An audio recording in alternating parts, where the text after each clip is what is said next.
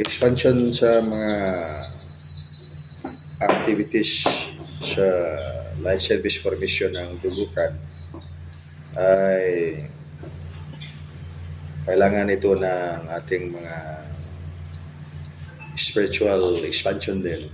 Ang layunin ng mga prinsipyo na ating inilagay dyan dahil yan ang ating guidance sa ating formation ng practice ng holistic art and Dugukan.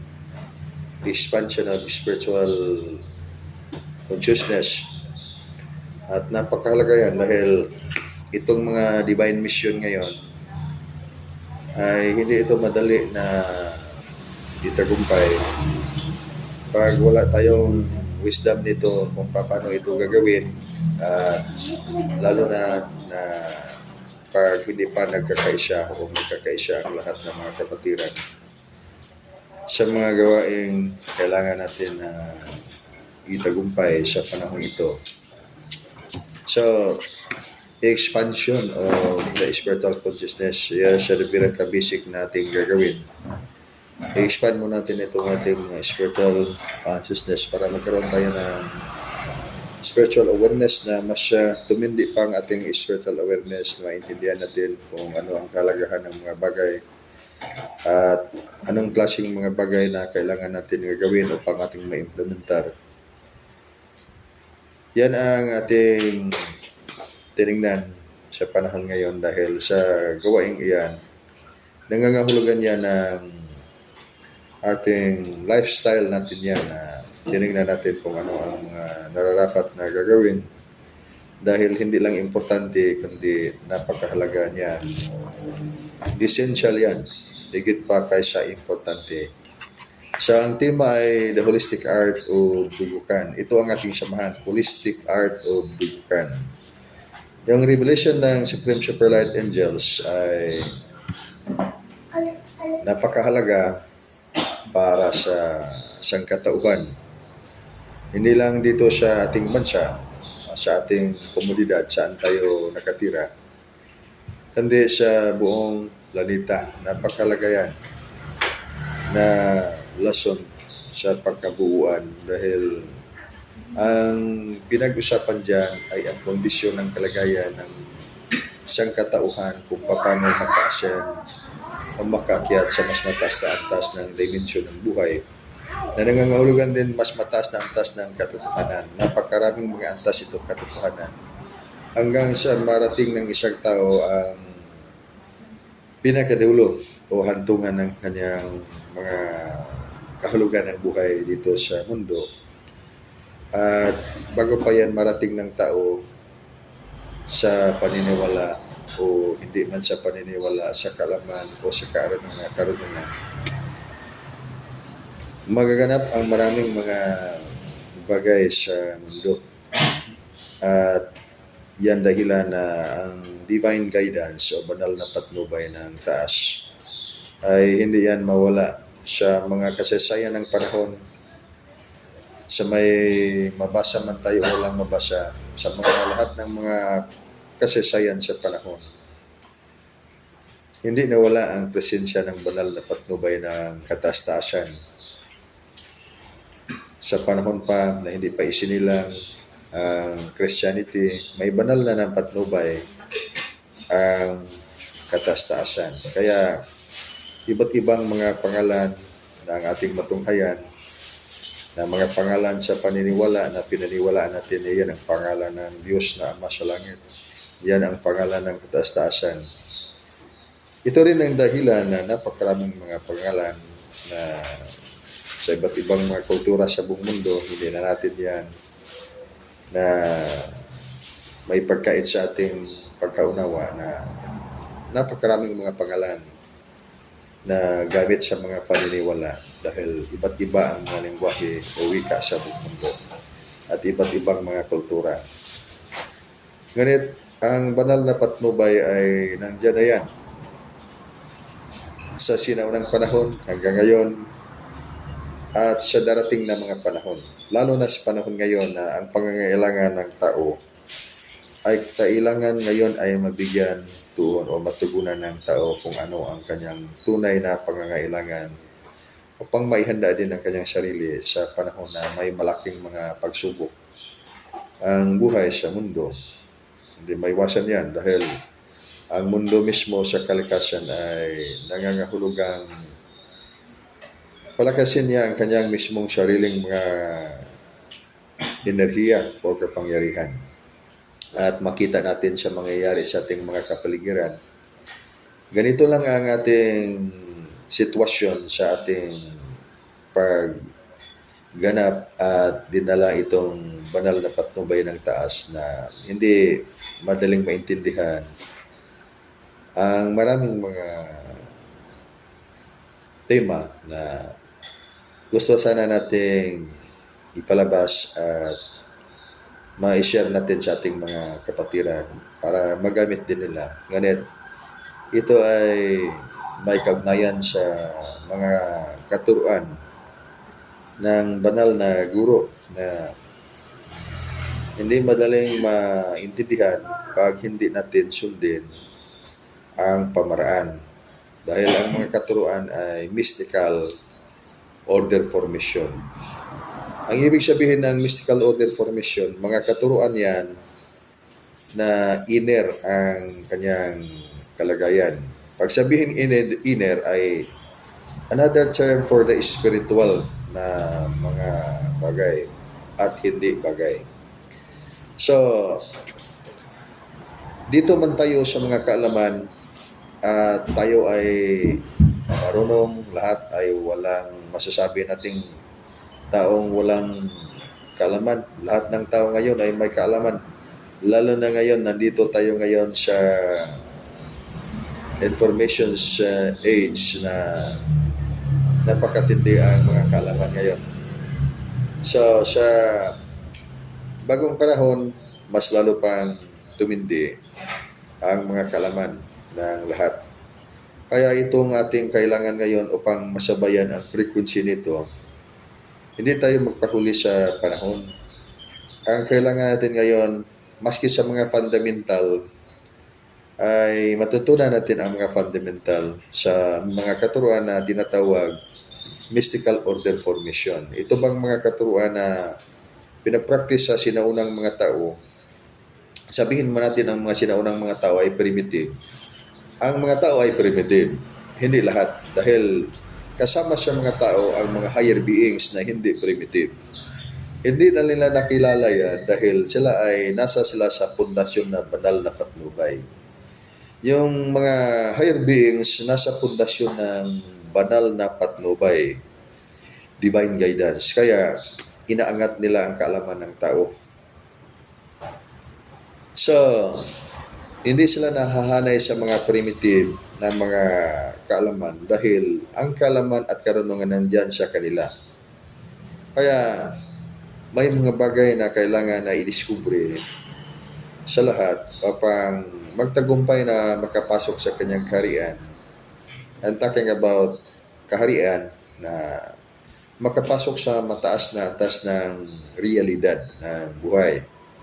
Na pag-religious pa na term ang gagamitin natin, makapasok sa kaharian ng Diyos sa langit, diyan sa mga kalangitan. Kaso lang, pag malito tayo nitong mga kaharian ng langit na ating mabanggit, ay yung mga diyan, kalawakan ay mga kalangitan yan. Kung saan makikita yung mga ibon, lumilipad ay langit pa rin yan. At yung mga advanced technology na makikita natin dyan sa mga kalawakan ay langit pa rin yan. At yung klaseng pangatlong langit na medyo hindi na madaling makita ng tao pag hindi dumaan sa totoong mystical order formation. Yung nawawalang mga katuruan ng banal na guro. Yung klaseng langit na yan na diyan tumira ang Diyos kasama ang kanyang mga anghel. Mahirap yan na makita sa tao pag hindi niya matutunan ang tamang paraan. So may tamang paraan. Unang paraan na ating bigkasin ngayon, itong paraan kung paano tayo magtagumpay laban sa ating mga kalaban. So marami tayong mga kalaban. Itong mga kalabang ito ay hindi ito mga tao. Mga kalaban ito na nagbibigay hadlang sa ating pag-akat o pag-angat ng buhay upang lumago ang ating spiritual at material na kalagayan. Kaya sa pag dito pa tayo sa digmaan pa tayo ngayon, dito tayo sa sining ng pakikipaglaban. Anong sining ng pakikipaglaban ang ating alam? Laban sa mga sakit. Dito lang tayo sa ganitong punto na mga kalaban dahil ang mga tao ay hindi natin kalaban. Walang tao na ating kalaban. Ang ating mga kalaban, ang ating mga sakit. So sa pagsubot ng mga salot o mga sakit, ano ang ating sining ng pakikipaglaban? Kaya nga, pag dito tayo, wala tayong masyadong kaalaman nito kung paano tayo magtagumpay sa ating mga kalaban dahil hindi tayo nag-aaral ng sining ng pakikipaglaban laban sa mga sakit. Kaya pag magkaroon ng mga salot, mga viruses dyan sa kapaligiran, mayroon diyang mga frequency attack na hindi natin alam kung paano natin i-depensa ang ating mga sarili. Kaya talo tayo. Dahilan sa ating pagkatalo dahil hindi natin alam ang sining ng pagtalo sa ating mga kalabang kahinaan, mga sakit. Kaya ang pinaka-lesson ngayon na inilabas ng banal na guro sa langit na ating dinadala ngayon para sa lahat at nandyan sa inyo ngayon na mga magtuturo ng sining ng buhay ay Art of Life. So Art of Life yan, the holistic art of Dubukan. At dito makaikot-ikot ngayon ang ating pananaw dahil ito ang pinakasusuy kung paano magtagumpay ang isang tao. Una, kailangan mo nang malusog ang ating spiritual upang maging malusog din ang ating physical. Pag hindi malusog ang ating spiritual, dihado din ang ating physical. Dahilan yan dahil ang spiritual o enerhiya ang siyang pundasyon ng ating physical na katawan. Kaya nga, in the holistic art of Dubukan, darating ang panahon kayo pag may chapter kayo, atin lang itong sabihin, kayo pag may chapter kayo, maging paaralan kayo. Dahil kayo ay mga magtuturo ng buhay. Ang lahat ng mga magtuturo ng sining, ng buhay, lagyan natin ng sining. Dahil lahat ng mga tao pwedeng maging magtuturo ng buhay. Sa kaalaman tayo, graduate tayo sa pagtuturo. So mga teachers tayo ng mga kaalaman. Pag graduate tayo ng mga profession, so maging teacher tayo sa field of mastery. Dahil mayroon tayong mga kaalaman. Itong pagiging magtuturo ng sining ng buhay, naka-encode yan. Bagaman sa inyo pang mga computer, naka-encode yan ang inyong mga pangalan sa aklat ng hawak ng Diyos sa langit. Iba lang ng aklat na yan, hindi yan ma-interpret natin ng aklat kagaya ng mga aklat natin dito. Dahil pag magpunta tayo sa langit ngayon, halimbawa lang ito, at pagpunta natin sa langit, mayroon diyang mga instructor ng langit dahil nag-aral tayo ng lampas ng College of Mystery. Kaya pumunta tayo dyan sa paaralan ng langit na tinuturuan tayo.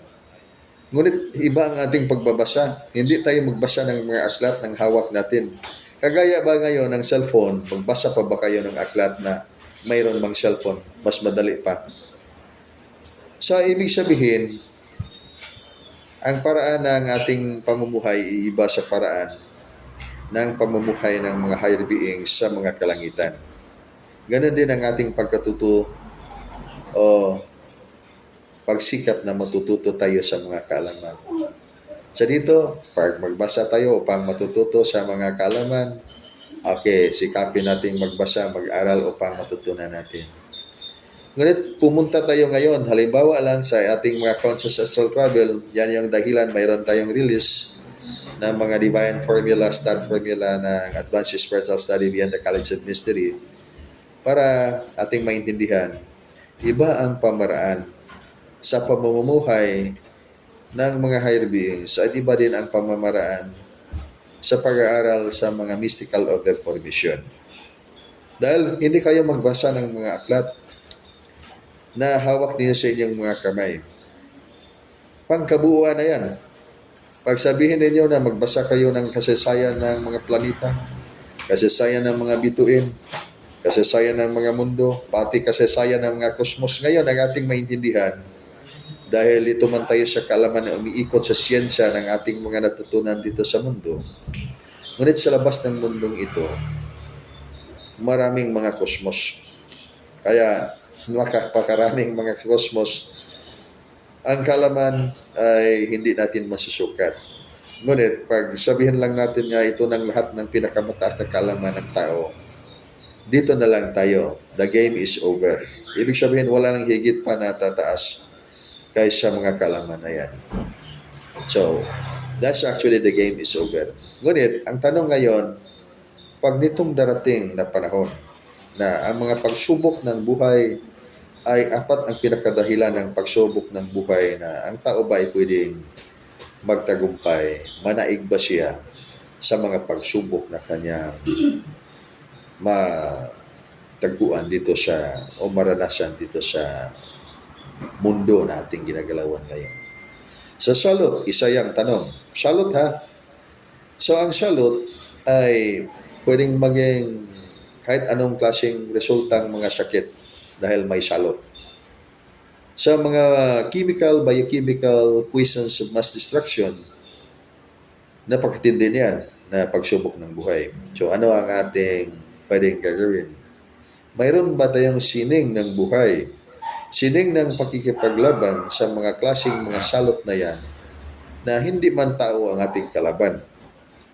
So, hindi din tayo makabili ng mga gamot sa butika upang gamutin natin ang ating mga sakit na dulot ng mga negative psychic attacks, dulot ng mga frequency attacks, dulot ng kahit anong mga negatibong enerhiya na makuha natin ngayon sa frequency. Kaya tinatawag na lang natin yan, isinesumari natin na mind, power, control, fusioning, art of destruction. So sa art of destruction ay napakatindi. Kaya ngayon, sinasabi ko na lahat ng mga teachers of the art of life, dahil kayo ay teachers of the art of life, darating ang panahon na kayo ay maging paaralan dahil kayo ay mga teachers ng art of life. So dito, kaya ito ay napakalaki ang ating mga gawain. Dahil sa pagganap natin nitong mga mission na ito ay light service for mission na ginagawa ng mga light warriors, light workers of the entire planet upang makatulong sa ascension activities ng buhay sa planetang ito into higher dimension. Kaya ngayon ay nag-a-ascer tayo ngayon sa ascension ng buhay sa mas mataas na antas ng dimension. So, ay ibig sabihin na ang mga tao na mga teachers of the art of life na ngayon, kayo ay mga paaralan kayo ngayon. Nang ang mga coding ninyo ngayon, naka-encode kayo sa aklat ng Diyos sa langit. Kaya nakasentro ang pananaw ngayon sa mga higher beings, hindi yung mga higher beings, mga supreme superlight angels. Yung ibang mga sektor ng higher beings kung paano magtagumpay ang mga tao sa planeta na sila ba ay tunay magtagumpay na makaakyat sa susunod na sektor ng buhay, mas mataas na dimension ng buhay. Kaya pag-usapan natin ang kinabukasan, hindi tayo magkamali sa kinabukasan. Basta buksan lang natin ngayon mismo ang ating spiritual na kamalayan. Klaro at walang kaduda-duda ang kinabukasan para sa lahat nating mga may paniniwala at walang paniniwala. Ang kinabukasan ng lahat, ang kinabukasan nitong ating mundo ay ang bagong panahon. Walang iskapo yan. Lahat ay makarating tayo sa punto na mag-intro ang bagong panahon. Ngayon nga ay nag-facilitate na itong frequency at naramdaman na natin ngayon itong pagbago sa panahon. Ito na ngayon ang pagbukas ng bagong panahon. Sa bagong panahon, papasok ang mga bagong kaalaman. So, before the 1800s, that was the Industrial Revolution. So, ang Industrial Revolution, nagbago ang panahon. Kaya, tinatawag natin na modern age na tayo ngayon. Dahil 1800 na ngayon, modern age na tayo. So, nagbago ang panahon. Then, pagdating sa ating panahon ngayon nga, itong tinatawag natin information age ay higit na nagbago pa ang panahon. Kaya, makita na natin ngayon itong ating mga kapaligiran, nagbago ang ating mundo. Pati rin maraming mga tao nagbabago. Sa unang panahon, ang mga tao ay pag may mga sakit, doon maghanap siya mga manggagamot na marunong manggamot. Wala pang mga ospital. Kaya mas sa kasaysayan ay makikita ninyo sa kasaysayan, pag-aralan lang ninyo masyado na ang hilot ay siyang ginagamit sa sinaunang mga kanunuan na paraan ng kanilang panggagamot. Kaya mga hilot practitioners, especially sa mga practitioners ng paniniwala o religion. So mababasa ninyo dyan na ang hilot ay yung ginagamit ng mga panggagamot na pamaraan sa sinaunang mga tao. Dahil wala pang mga doctors or western medicine na ini-launch sa panahon nga kagaya ngayon. So, tingnan natin ang kanilang paraan ng pamumuhay at i-compare natin sa pamaraan ng pamumuhay ngayon. Ngayon ay modern age tayo, information age na tayo ngayon at papasok na tayo sa bagong panahon na tatawaging artificial intelligence realm.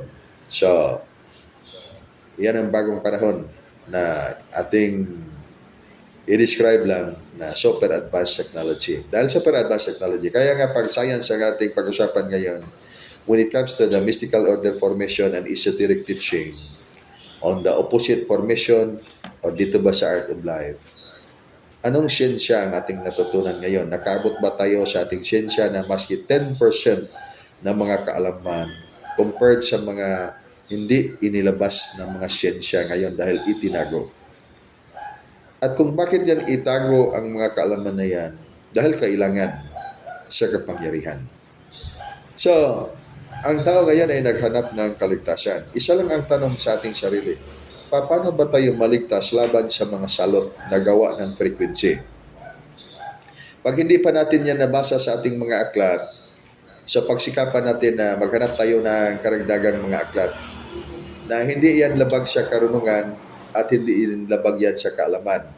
Maging labag lang din yan sa karunungan at kaalaman pag ating pag-away-awayan ng ating mga karunungan at kaalaman. Ganit pagsikapin natin na lumawak ang ating pagkaintindi at yung kaalaman. Sikapin natin na dagdagan ang ating mga natutunan. At upang madagdagan ang ating mga natutunan, kailangan tayo ng mas marami pang informasyon. At yung mga informasyon na hindi natin ma-access dahil tago, esoteric by nature, kailangan natin hanapin. At pag mahanap na natin, kailangan natin na i-practice. Dahil sa darating na panahon, marami ang nabigo sa paniniwala. Kaya nga sisisihin nila ang katastaasan sa bandang huli kung bakit hindi sila naligtas. Ang pinakarason lang yan, may mga informasyon na hindi natin nakita, na kanyang gusto at isinugo pa niya yung sangkatuan na gagawin niyan, ngunit hindi lang nalalaman dahil hindi man hinahanap at hindi na ipasapatupad sa kanyang pagkatao ang paghahanap sa mga kaalaman at karunungan na yan. Kaya dito muna tayo sa salot. Ano ang ating kailangan ngayon?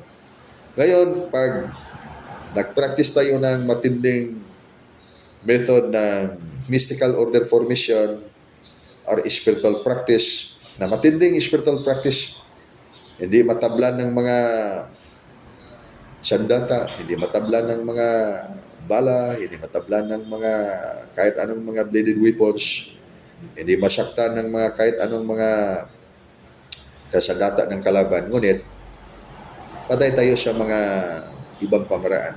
sa negative psychic attack, wala tayong dipensya. Maging sabihin lang natin, bahala ng Diyos, wala mang mawala. Basta lahat ay mayroon tayong complete surrender to God. That's very nice. That's very perfect statement anyway. Napakagandang mga salita yan dahil sinasabi na natin na ang Diyos na ang bahala sa atin. Ang Diyos na ang lahat nating mga kasagutan dahil may complete surrender tayo sa Diyos o kataas-taasan. Kaya pag may complete surrender tayo sa kataas-taasan, ma-check na natin sa ating gawa. So, i-confirm natin sa ating gawa. Pag sabihin na natin ang Diyos na ang bahala sa lahat, tinutupad ba natin ang kanyang mga sugo o kalooban? Ano ang kanyang kalooban ngayon? So dito lang tayo sa isang verse na sinasabi, my son, seek you first the kingdom of God and His righteousness. Hanapin mo na ang kanyang kaharian at kanyang kabutihan. Nagawa ba natin yan? Sa unang pinakarason, kung paano natin gagawin, matupad natin ang utos na yan, anong basihan ng kanyang kabutihan? Kaya dadaanan na tayo sa batas, mga batas nating mabasa sa kasulatan. At ang mga batas na yan ay when you have to look at the ancient time muna tayo. At the ancient time, that could be the time of yung mga hari sa mundo sa sinaunang mga panahon. So, pag dating ng Industrial Revolution, so many kings and the queens are toppled down by the advanced technology. Kaya, yung pamaraan ng pamumuhay sa sinaunang panahon was superseded. Pinalitan ng bagong paraan sa bagong panahon. Kaya nga, pag sabihin natin, ito ang batas ng Diyos, ay tamang-tama, ayan, ito ang batas ng Diyos. Ngunit, nai-reconcile ba natin ngayon sa panahong ito ngayon? Pag hindi pa natin nagawa, kaya wag na tayong magtaka pag marami tayong mga pagdarasal sa Panginoon na hindi niya narinig dahil iniutos na ng Diyos ang hapin-hapin ang kanyang kabutihan. Ang kanyang kabutihan sa sinaunang panahon ay angkop sa sinaunang panahon. Ang kabutihan ng Diyos ay hindi nagwakas sa sinaunang panahon dahil hindi man nawala ang kataas-taasan. Sa bagong panahon ay patuloy pa rin ang kanyang kabutihan. Kaya sinasabi na hanapin ang kanyang kaharian at ang kanyang kaharian, ano ba ang mukha sa kanyang kaharian ngayon? So, pag itong mundo ay gawin natin kaharian ng Diyos o mismo sa ating mga lugar gumawa tayo ng kaharian ng Diyos, ano ang mukha ng kaharian ng Diyos sa bagong panahon? So, pag hindi natin masagot niyan, so, kailangan natin na hanapin ang information para ating masagot. Dahil yan ay very vital yan. Napakahalaga yan sa pagbukas ng ating spiritual na kamalayan. Pag hindi natin natutunan ang magnetic field, just for example, magnetic energy, magnetic healing.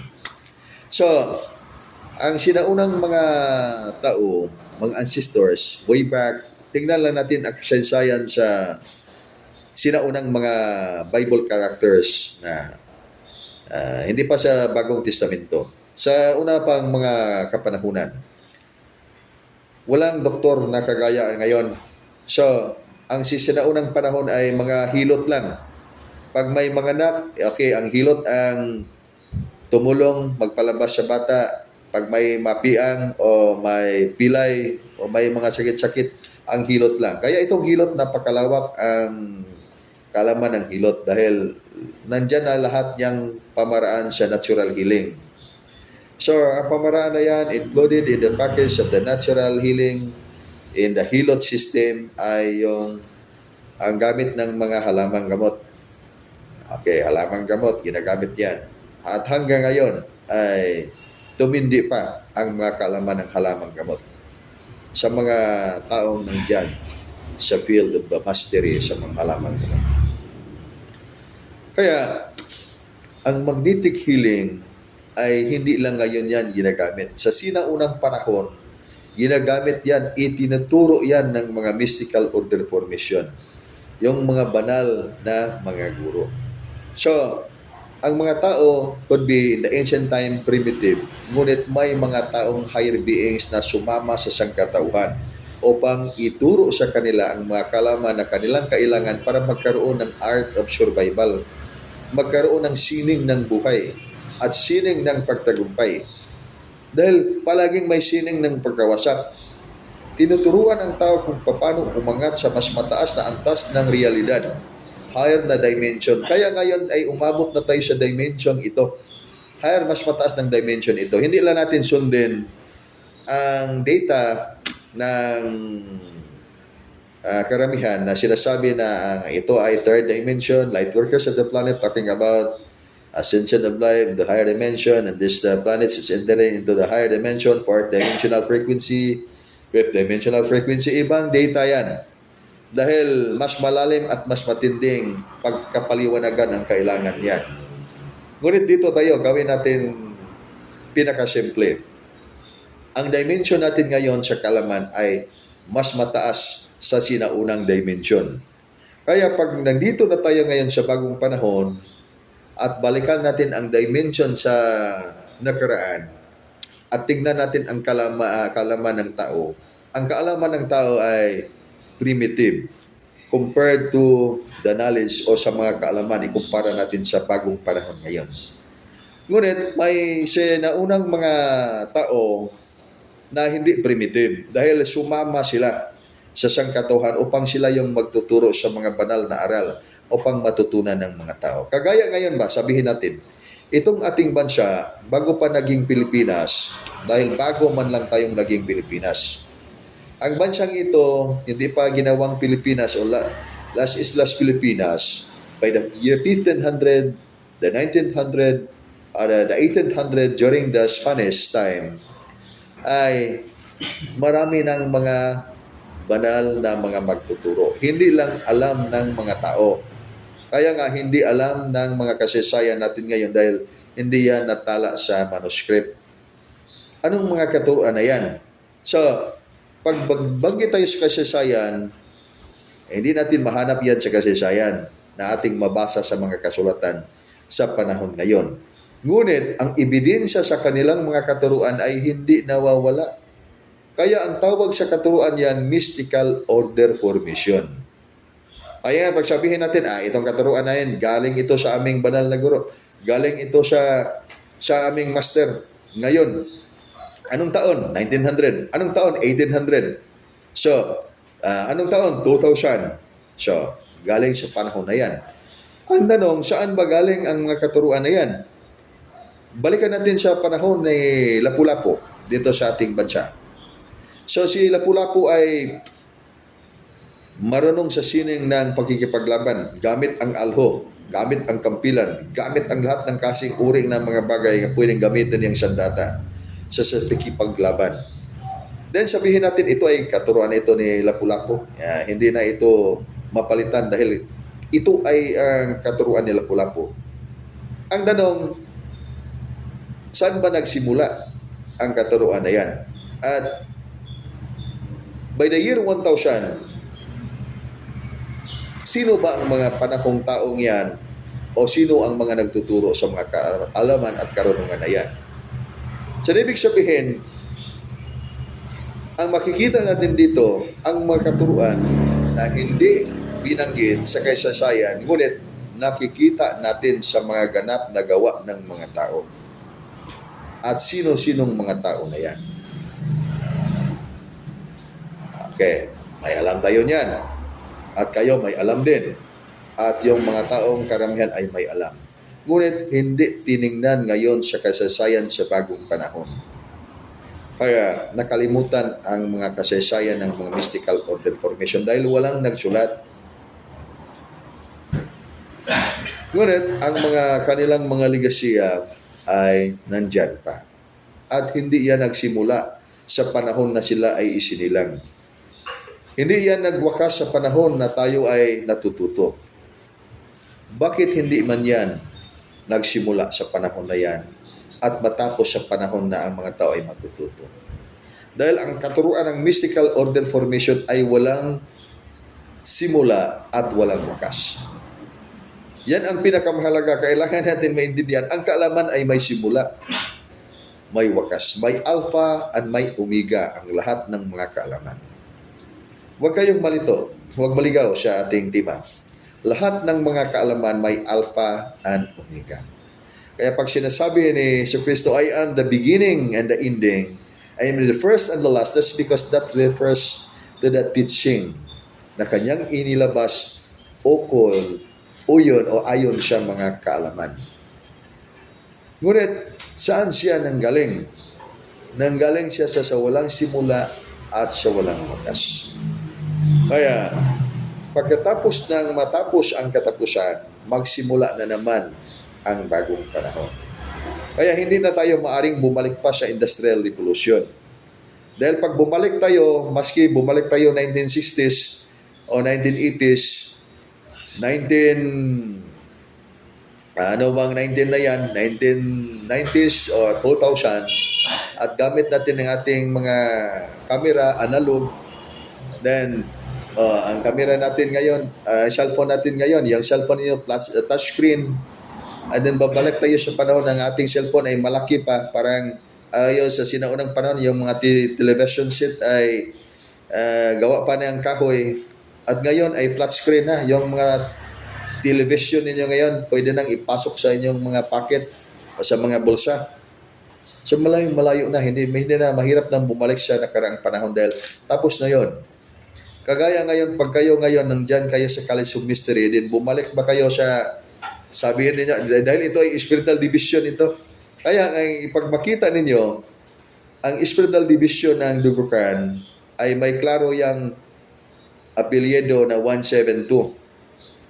Hindi yan maaring na ibalik ninyo sa spiritual division na walang si 172 dahil hindi na tayo maaari pang magturo ng spiritual division na walang 172 dahil babalik tayo sa panahon by the 1800s, 1900s. And then ang tingnan natin ngayon ay papasok tayo sa susunod na panahong darating. Ang tawag ng panahon na yan ay New World. Kaya sa New World may apelido yan. Ang apelido niya yan ay hindi yan Carbon Atom Life Foundation, Protons, Neutrons, Electrons na spiritual division na 666 formation. Actually, do not be misled the word na 666. Lahat din yung mga makikita ngayon, lahat din yung mga bagay makikita, pati ating mga mukha ay 666 yan, periodic element. Carbon Atom Life Foundation. Yan ang kahulugan. Protons, neutrons, electrons. Pag gawan pa rin natin ng maraming kahulugan, maging masama na ang kahulugan ng ating mga mukha at itong mundo maging masama na. Ang hantungan ng kaalaman, pagsabihin natin na pagkawasak o pag-akyat ng buhay sa mas mataas na dimension dahil kung dito tayo sa pagkawasak, sa darating ng panahon, na may final energy shifting upang pumasok ang bagong panahon na ang frequency ay mas mataas na frequency. Ay ibig sabihin mataas na frequency, mas mataas ng antas ng realidad. Hindi ang realidad by the 1800, hindi ang realidad by the 1500 na pag magkipagdigmaan tayo gamit ang ating mga pisol o arho, gamit ang ating mga kampilan, gamit ang ating mga sandata, mga itak, anong kasing mga sandata, wala tayong magawa ngayon. Kaya pag yan ang paraan ng ating gagamitin, ang gira ngayon ay nagaganap sa mundo ng ekonomiya. So sa ekonomiya palang nadigmaan, patay na ang mga tao. Dahil naghanda man tayo ng mga itak, naghanda tayo ng mga pistol, naghanda tayo ng mga weaponry. Ngunit ang digmaan ay hindi ganyan. Ang totoong digmaan ay hindi ganyan. Ang totoong kaligtasan ay hindi ang paghahanda natin sa ating mga aklat, kundi mismo ang paghahanda natin mismo sa ating mga enerhiya. Kasama na yan ang dimension ng buong kaluluwa. Kaya 7 dimension ng kaluluwa ang ating pagsikapang matutunan ngayon. Dahil yan ang ating ihanda, hindi yung mga hawak sa ating kamay ang ating ihanda. Kaya naging biro ko yan na sa langit walang aklat na magbasa kayo roon. Mapatunayan niyo yan sa inyong mga lessons ng Dugukan Conscious Astral Travel. Walang mga batas na inyong sundin na ganyan dahil pag ang batas ng Diyos ay isa lang na kapaliwanagan, ang batas sa pangkabuuan, huwag kang mawasak. Itong mga lahat ng mga batas ito ay kagaya ng aklat. Pag ang aklat, lahat ng mga content ay nandyan sa loob ng aklat. At then ang kanyang kabuuan ay may pangalan. May pangalan ang aklat. Kaya ang pagkabuuan ng pangalan ay ganito din ang kailangan nating maintindihan na ang pagkabuuan ng ating pagsisikap upang tayo ay maghanda at may handa ang ating mga sarili. Ngunit sa ating paghahanda, pag nagkamali ang ating pamaraan ng pamumuhay, ang ating naihanda ang ating mga aklat, hindi naihanda mismo ang ating mga sarili. Dahil dito tayo umiikot sa mga salita, nakalimutan natin ang gawa. So, ang gawa ay nangangailangan ng training. Kaya ang training ang lahat, training ang higit na kailangan ngayon upang matutunan ng mga dimension sa ating kaluluwa. So, sa mga dimension ng kaluluwa, sa physical na katawan, natutunan ba sa ating physical na katawan? Makadepensa tayo sa frequency attack. Makadepensa tayo sa mga viruses. During the pandemic time na elementary viruses at proud na proud yung mga karamihan na handa na sila dahil na-comply na nila yung mga pamaraan na pangdepensa sa physical ng katawan. Ngayon ay nag-iba na dahil nag-iba na ang information ngayon. So, ano ang pundasyon ng ating mga kaalaman? May tinatawag bang kaalaman na absolute truth? Na lahat ng mga kaalaman ay pwedeng magbabago? Mas lalo na ang paniniwala ng tao ay pwedeng magbago. Kaya sa ating panahon ngayon, anong klaseng mga katuruan, anong klaseng paghahanda na kailangan nating gagawin na hindi yan magwabol sa panahon na kailangan ngayon. Dahil ang sining ng paghahanda ngayon, talking about sining ng paghahanda, ay kailangan na matukma natin sa pangangailangan ng buhay sa bagong panahon. Dahil pag nandito tayo ngayon sa ating screen, nakikita natin dyan ang ganap na ginagawa ng mga tao na subject ng itong art of life or subject of art of destruction.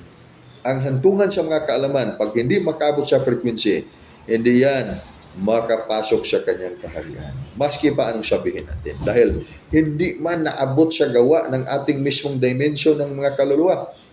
Kagaya pa ngayon, pag pasok tayo talaga sa langit, dahil gumawa tayo ng mabuti, ngunit hindi natin alam kung anong basihan ng kabutihan ng Diyos, nabasa lang natin at narinig natin.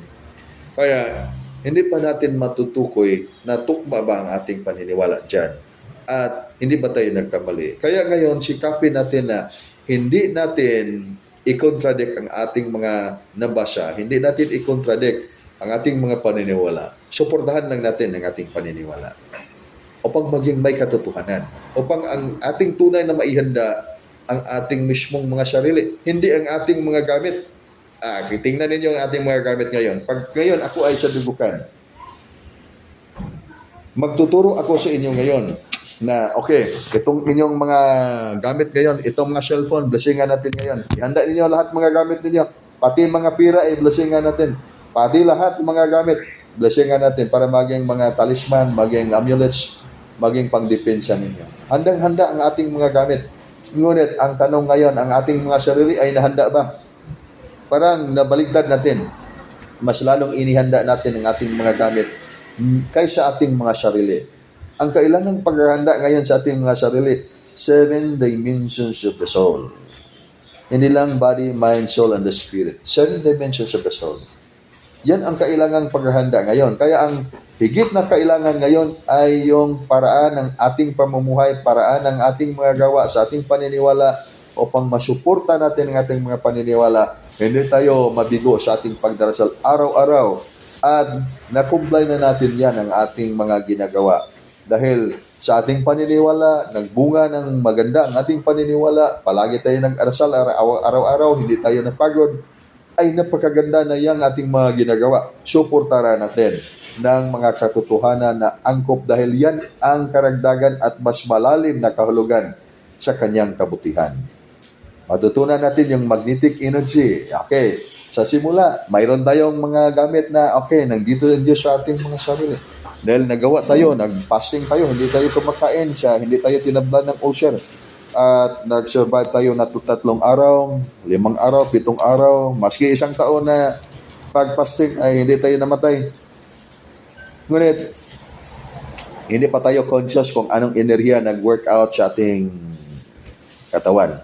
Kaya, pag ito ngayon, we are in the scientific model na kaya kalaban natin ang ganyang klaseng mga tao, i-program natin dito sa ating system na yung mga walang kaalaman ng frequency at tumindi talaga yung liwanag. Tingnan mo yung liwanag nila.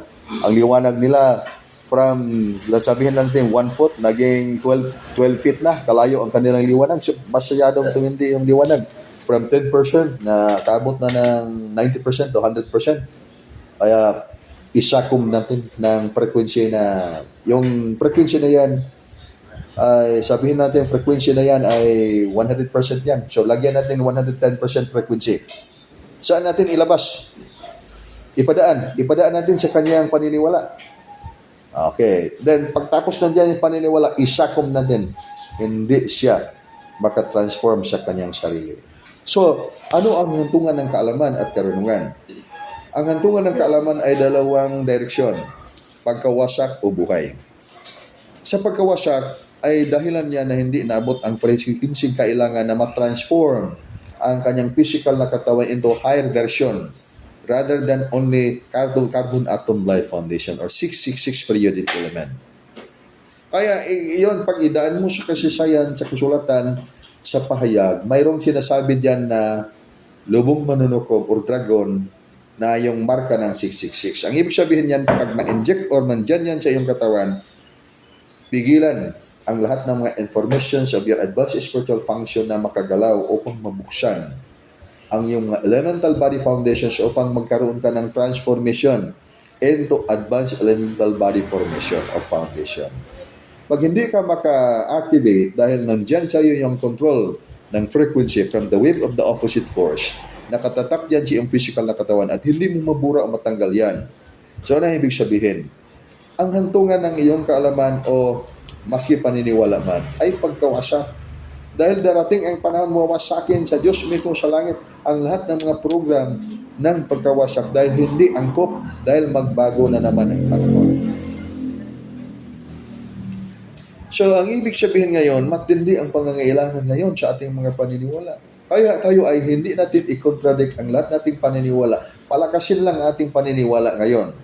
Dahil lahat ng mga paniniwala, magsimula tayong lahat sa paniniwala.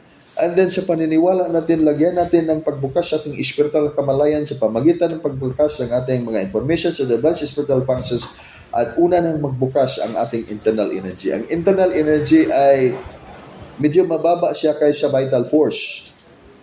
Ang vital force, nandiyan na yung information of the advanced spiritual function, yung mga connection mo by silver course connecting with your higher connected bodies.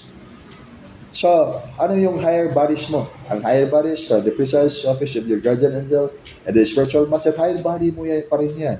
Kaya pag sabihin mo yan na direct to God tayo, in the law, sa batas ng spiritual world, I'm talking about batas ng spiritual world.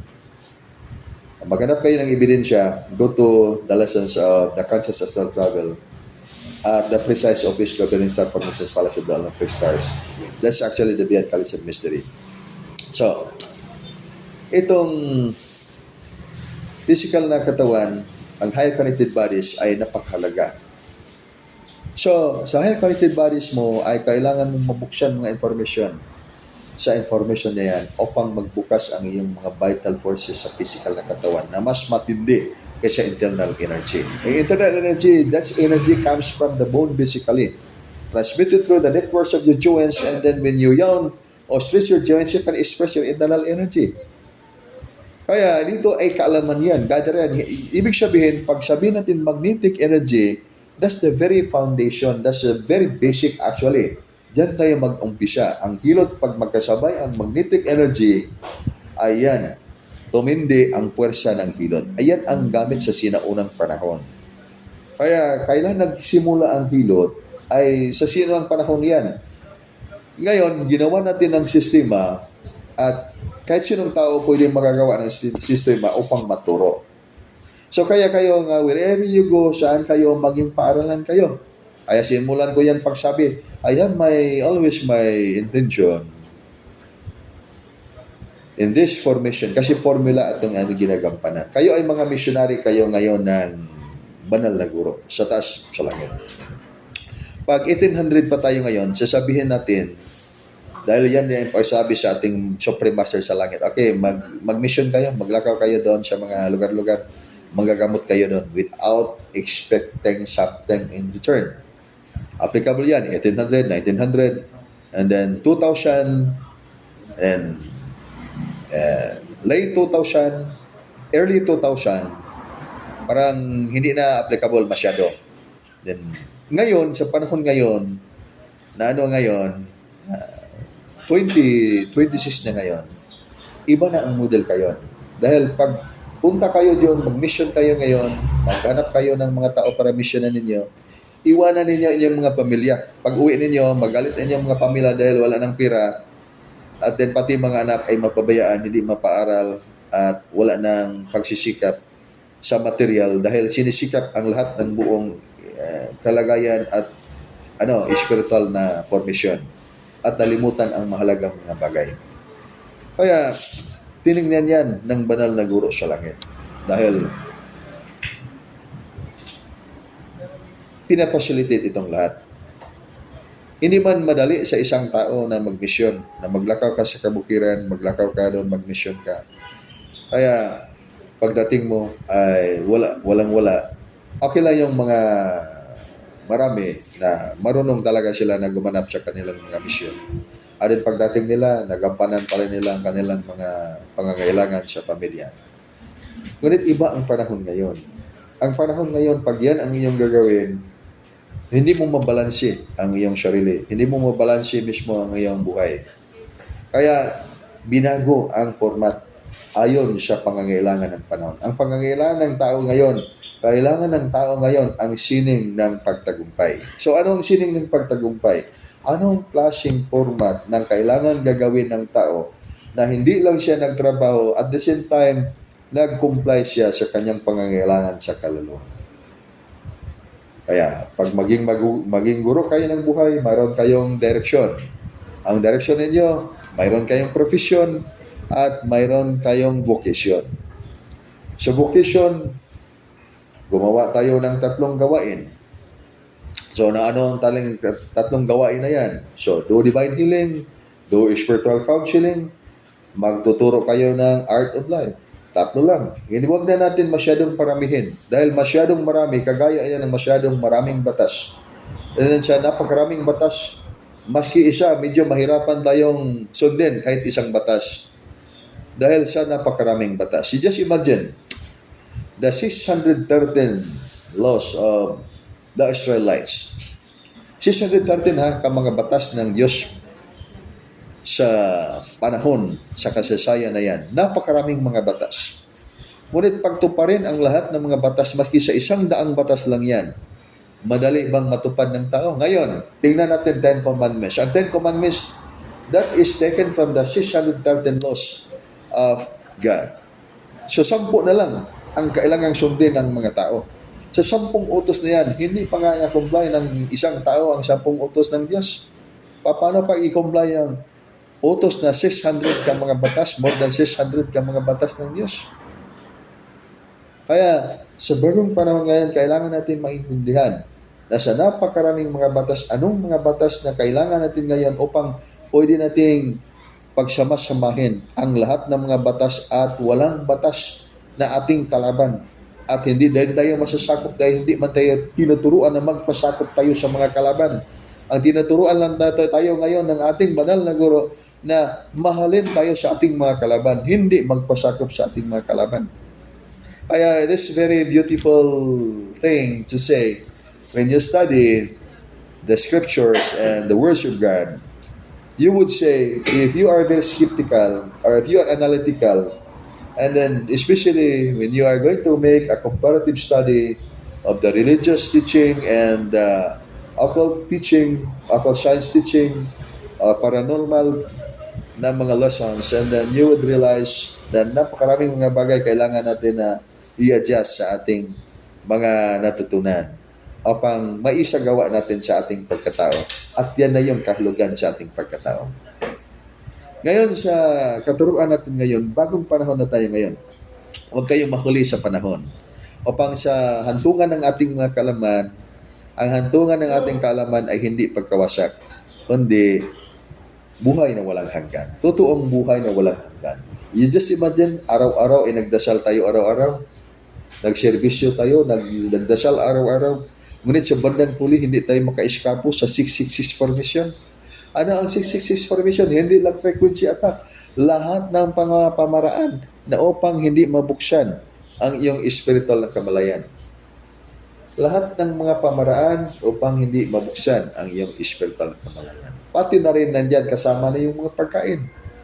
Example, ngayon, takot tayo sa mga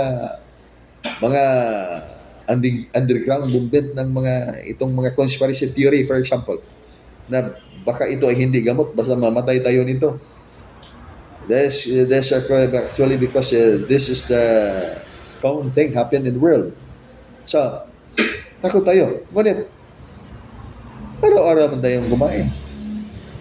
And then, against the ways of the knowledge, sa mga marunong na mga kapangyarihan, may magagawa ba ang mga taong hindi alam sa sining ng buhay? Pagtakot ka sa ganyang pamaraan, okay, di ba? Araw-araw ka uminom ng tubig, araw-araw kumain ng bigas.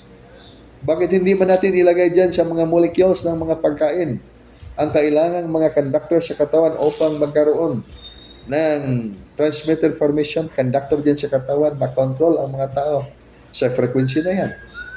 So, isa lang yan sa mga basic na mga pamaraan. Kaya ngayon, huwag lang tayong dito huminto sa ating mga discovery, sa mga kaalaman na nandito natin ngayon. Kailangan tayong magpatuloy at hanapin ang mga magtuturo ng buhay, dahil itong mga magtuturo ng sining ng buhay, rather, hindi talaga magtuturo ng buhay, napakaraming mga magtuturo ng buhay. Lagyan natin ng sining sa gitna. So hanapin ng mga tao hindi pa alam ito, ang mga magtuturo ng sining ng buhay, dahil makapagpalakas sila sa inyong mga physical na katawan, sa pagpalakas ng inyong mga spiritual na katawan, at makapagpalakas, mas lalo nang tumindi ang inyong mga paniniwala sa inyong mga pinaniniwalaan, dahil mapuriba ninyo na yan pala ang katotohanan ng Diyos na magbigay buhay sa inyong buhay, magbigay buhay sa inyong pagkatao, dahil kayo ay naniniwala. Yes, imagine, natutunan na ninyo ngayon, magnetic energy. Ang magnetic energy, pag ganyan ang inyong mga kamay, nagdarasal pa kayo, sabi niyo, Diyos Ama o Ama ng Langit o Inang Kalikasan o Inang higit na makapangyarihan sa lahat, and then naramdaman ninyo yung energy, presensya ng iyong Inang Kalikasan, presensya ng iyong Amang nandyan sa langit, dahil naramdaman na ninyo ang kanyang magnetic energy. Okay, makapagpalakas pa na ebidensya ng inyong mga paniniwala ay tunay na makapagligtas sa inyo. Hindi lang tumigil dyan sa punto na yan na ating mga natutunan ngayon. Maski tayo dito sa dugukan na naniniwala tayo at hindi lang naniniwala na mayroon tayong mga pananampalataya at hindi lang mga pananampalataya, mayroon tayong mga pagsasakatuparan ng ating mga kaluluwa, ang ating mga ginagawa at hayag sa ating mga mata at puso't isipan, 7 dimensions of the soul, yung mga presensya ng mga supreme superlative angels, hindi lang tayo, sinasabi niya na mga unidentified flying objects yan. Who are unidentified? Who are those? What are those unidentified flying objects? Mga aliens? Baka yan mga aliens o gawa pa yan ng mga magpangyarihang mga pursa ngayon sa ating mundo. At the time shall come, marami diyang magkamas landing o marami diyang magka-crash landing, and then mga tao, buong mundo ay maniniwala. Mga alien pala yan o mga ano pala kaya yan. Ngunit, yung mga taong alam na nila yung sining ng buhay. Ang hantungan ng lahat ng sining ng buhay na marunong, ang tao na yan ay pag-akyat sa mas mataas na dimension. So, lahat ng mga chapter, ang program ng Dugukan kailangan maging Hilot Center din. So, hindi lang madali ang paggawa ng Hilot Center, dahil ang paggawa ng Hilot Center kailangan ng logistic. So, i-program natin yan dahil kayo ay paaralan. Ang Hilot Center ay profession yan. Palakasin ang mission ninyo ngayon. Tapos na kayo nag-mission sa testamento ng spiritual division. Ang testamento ng spiritual division ay pumasok siya sa foundation. Dahil from the division into the foundation. Ang foundation ay into the division sinusuplayan sa sinaunang panahon. And then from the spiritual division na nagbukas na ang kamalayang spiritual at pwede nang makita ang pangkalawakan at mas higit pa naman na itinatago ng mga bituin, kailangan maging foundation. So ang mission sa sinaunang panahon na maglakad kayo sa kabukiran in the forms of vocation, ngayon ay gagawin na profession at hindi mawala ang vocation na strategy. Ang vocation ay tatlong mga gawain. Huwag na niyong dagdagan. Dahil pag gidagdagan na ninyo ay maging komplikado lang at hindi maintindihan ng tao. Do divine healing, manggamot kayo dahil because ginagawa ninyo ang inyong vocation o pangalagad in Bisaya. Then, you do spiritual counseling dahil kailangan ninyong bigyan ng patnubay ang mga nangangailangan o divine guidance and teach the art of life. Kasi kayo ay mga teachers of the art of life. And then sa profession, turuan ninyo yung mga tao. Sabi ng mga tao, wala kayong trabaho ngayon. Bakit ka hindi nagtrabaho? Mahirap magtrabaho ngayon. Hindi makahanap ng trabaho dahil kailangan ng academic background. Dito, mag-aral kayo dito sa aming holistic art. Dahil pag-aral niyo sa holistic art, anong kailangang background? Education background. Ang kailangan background yan, marunong kang magsalita.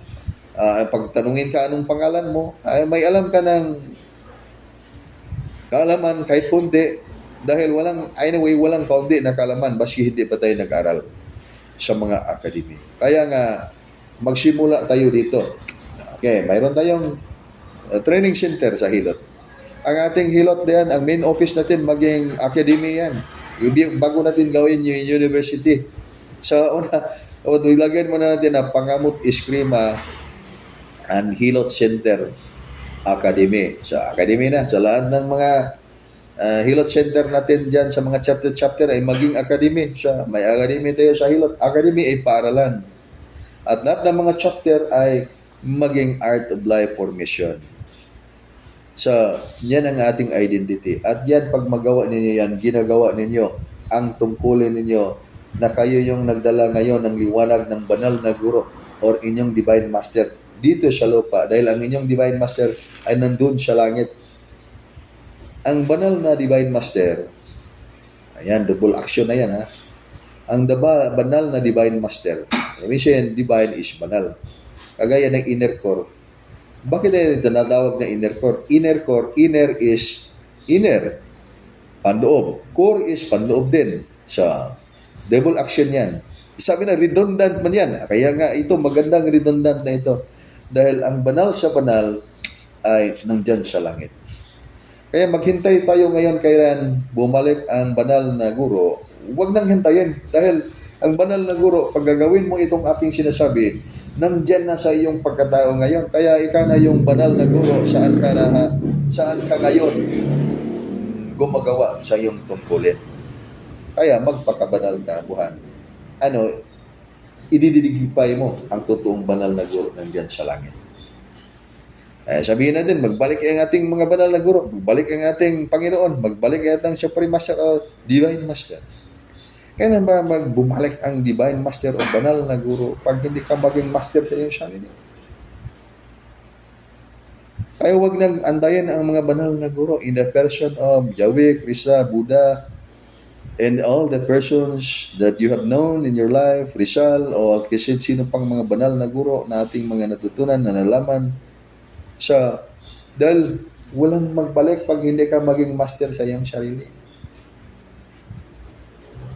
Pag maging master ka na sa iyong sarili, yan na makikita mo na nagbalik na sila dahil magbalik na yan sila dyan kung saan ka nakatira.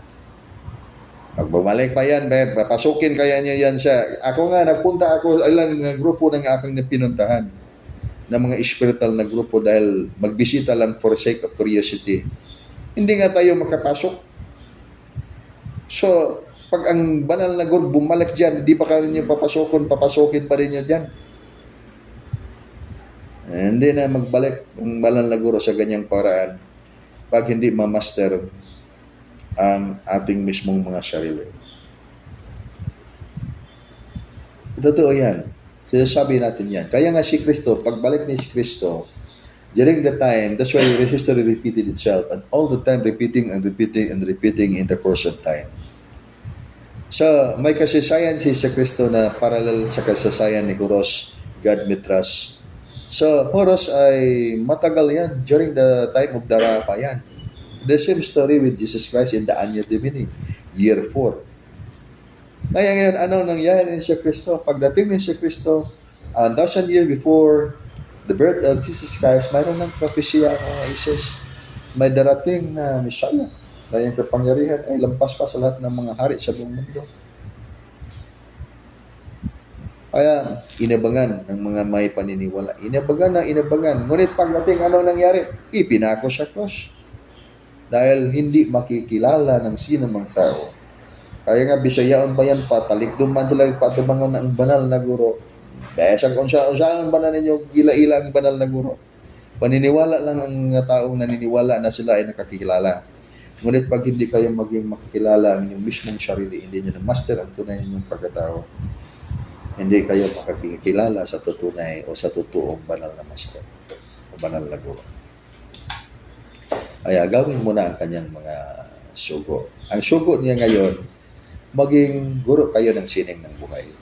Ako lang yan nagsabi. Kayo, conductor, ako ng Supreme Master sa langit.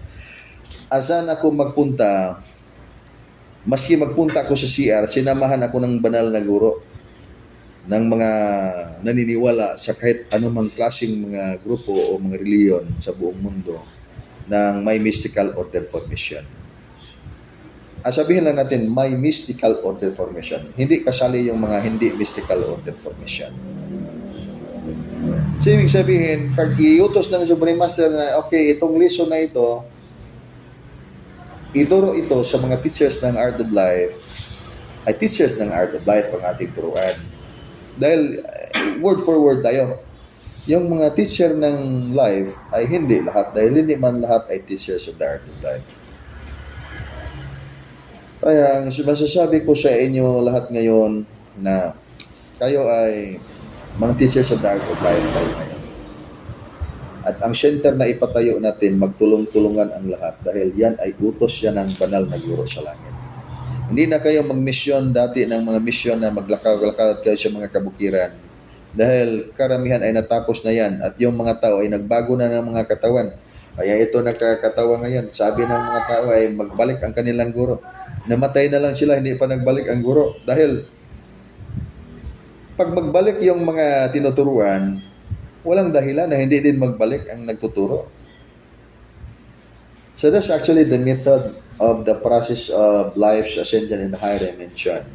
Dito na yan natin maintindihan ng lahat sa paralan ng mystical order formation. Lahat ng mga tao ay reincarnated. Kayo mga reincarnated kayo actually.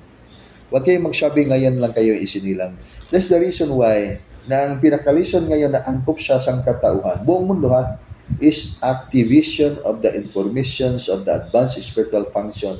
Nakasali na yan na mga information ba sa mga spiritual function nandyan yan sa inyong DNA. Kaya itong DNA activation na sinasabi ng mga light workers in the planet, totoo yan. Ngunit hindi lang natin masyadong na-expound kung anong activate dyan, anong buksan. So, ang mga buksan yan, itong mga kaalaman na natutunan na ninyo sa sinauna pang mga panahon, hindi lang by the 1800, 1500, 1000, or year 4 during the time of the Jesus Christ na nakisama siya sa sangkatauhan. Even before that, not just only 5,000 years ago during when Adam and Eve was born. That was born, ginawa, dahil ginawa man sila sa Diyos. Even before that, prior to that, na wala pang genesis of time. So, that's very clear. Even before that, wala pang genesis of time. Nandiyan na kayo. At ano ang ebidensya? So, itong mga klaseng mga katuruan at katotohanan na hindi makita ang ebidensya pag hindi angkop ang ating gawa, hindi inyo gagawin. Kailangan gagawin upang matutunan at makita ninyo na yan pala yan. Hindi pa nga isinilang itong planetang ito, nandyan na tayo, nandyan na kayo. Kaya, ngayon ay, ang siyensya natin ngayon ay walang outside the world. Wala bang labas nitong ating mundo? Kaya may classification tayo. How many percentage na mga dark energy, dark matter, and then the stars, planets, moons, and everything, including sa lahat ng mga bagay sa mundo ngayon, that could be a lesser percentage compared to the dark energy and the dark matter. That's science. Ngunit, walang outside world sa kanya. Ngunit in the mystical order formation, why not walang outside world? Kaya sa digmaan ng mga Diyos, dahil ngayon ay ang digmaan ngayon, ang matinding digmaan ngayon ay ang digmaan ng mga Diyos, the War of Gods. Dahil isa lang ang claim ng buong mundo, na isa lang ang Diyos na may hawak sa kapangyarihan ng lahat ng mga bagay at lahat ng buhay sa buong mundo. Ngunit ibang-ibang mga pangalan ng Diyos sa langit. Iba't ibang mga pangalan ang pinaniwalaan ng mga tao. Kaya sa iba't ibang mga wika at iba't ibang mga pangalan ng mga Diyos, sino man ang manaig upang mag-implementar ng kapangyarihan na higit sa lahat. So mang-ayon bang ibang mga paniniwala? Ay hindi natin alam, hindi natin sila pangunahan. Ngunit ating makita ang data ngayon. Pag ano kaya yung pinaka-practical na mga kasagutan niya? Sang-ayon ba tayo? Pag tayo ngayon, dito tayo sa Pilipinas. Di sinasabi, paglaban, lalo na pag sabihin natin, paglaban ng ating mga kanunuan para sa ating kalayaan. Ganun, pinagpatuloy ba sa mga nagsumusunod na mga naninirahan ng ating bansa? Malaking question mark yan dahil pag hindi natin alam ang direksyon at hindi natin alam kung anong batas at ano ang formula, wala din tayong kahinatnan na sabihin natin na tagumpay, totoong tagumpay dahil hindi man natin alam ang ating direksyon. So, isa lang ang masasabi natin ngayon para matutunan natin ating direksyon. Come to me and follow me into the court of the sun. That's the word, the precise words na kailangan natin sundan ngayon. We would say, you are teachers of the art of life. And then wherever you go, you will tell to the brothers, sisters, or people that will talk to you, and then come to me and follow me into the core of the sun. Nasabot na into the core of the sun, into the core of the Supreme Universal Name. That's the new world formation. Lahat ay hindi na magbabago itong panahon na ngayong panahon ito ngayon dahil ito ang panahon ngayon. At ang bukas na panahon ay hindi din magbabago pag bukas na yan.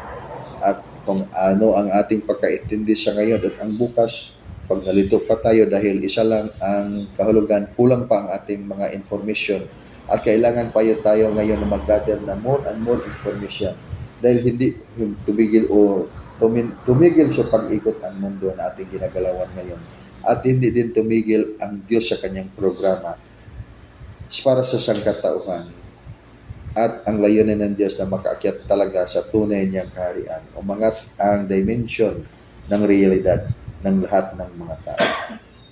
Malayong malayo sa pagkawasak dahil ang ibig sabihin lang pag hindi natin alam itong direksyon na ito, mahirapan tayong lumabas sa hantungan itong ating mga kalaman na tinatawag na pagkawasak. Dahil sino ang iyong magwasak? Ang Diyos mismo sa langit. Dahil bigyan katapusan ang lahat ng mga bagay na hindi angkop. Dahil baguhin ang panahon. Baguhin ba niya ang kanyang panahon? Meaning baguhin ang program. So papasok tayo sa mas bagong panahon. Ang panahon na yan, kailangan walang huli, walang buwasak, lahat ay magtagumpay upang makamit natin ang tutunay nating tagumpay dahil nandiyan, minamahal ang lahat ng ating supermaster sa langit. Kaya tanggapin ang kanyang pagmamahal. Receive, align, and adapt. The bridging of the divine radiance of the Supreme Master of Wisdom, Nakarastar. Supreme Superlight Angels. And pagpalaan sa kalabi. Ang sa kinayahan. Bim.